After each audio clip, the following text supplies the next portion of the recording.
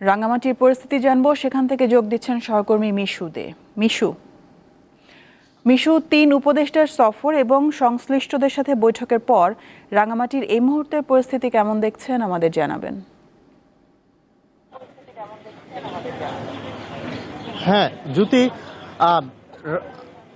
পার্বত্য জেলার রাঙামাটিতে গতকাল যে পাহাড়ি এবং বাঙালি সম্প্রদায়ের মধ্যে সহিংসতা ছড়িয়ে পড়ে সে পরিস্থিতি উন্নতির জন্য আজকে রাঙামাটিতে ৩ উপদেষ্টা, স্বরাষ্ট্র উপদেষ্টা, সমবায়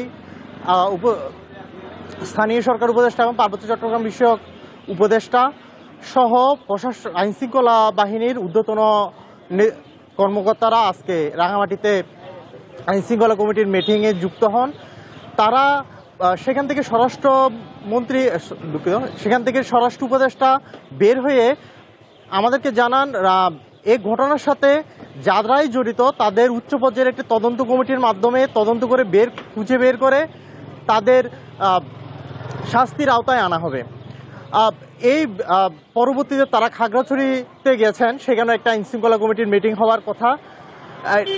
তবে রাঙামাটিতে যে অবরোধ চলছে, গতকালের সহিংসতায় যে সকল গাড়ি ভাঙচুর করা হয়েছে সেই সকল গাড়ির ক্ষতিপূরণের এবং রাঙামাটির আইনশৃঙ্খলা পরিস্থিতি স্বাভাবিক করার জন্য রাঙামাটি পরিবহন মালিক সমিতির পক্ষ থেকে রাঙামাটিতে ধর্মঘট আহ্বান করা হয়েছিল। আজ সকাল থেকে সে ধর্মঘট চলছে, কিন্তু তাদের নেতাদের সাথে এই সভা পরবর্তী আমরা কথা বলেছি। তারা আমাদের জানিয়েছেন যেহেতু এই সভা থেকে তাদেরকে তেমন কোনো আশ্বাস দেওয়া হয়নি ক্ষতিপূরণের বিষয়ে, যার কারণে তারা আজ রাতে আরেকটি সভা আহ্বান করবেন। তাদের নিজেদের যে সকল পরিবহন শ্রমিক মালিক সমিতি রয়েছেন তারা নিজেরাই সেখান থেকে হয়তো আরও কঠোর কর্মসূচি আসতে পারেন বলে তারা আমাদেরকে বলেছেন। রাঙামাটির যে থমথমে পরিস্থিতি গতকাল থেকে, সে থমথমে পরিস্থিতি কিন্তু এখনও রয়েছে।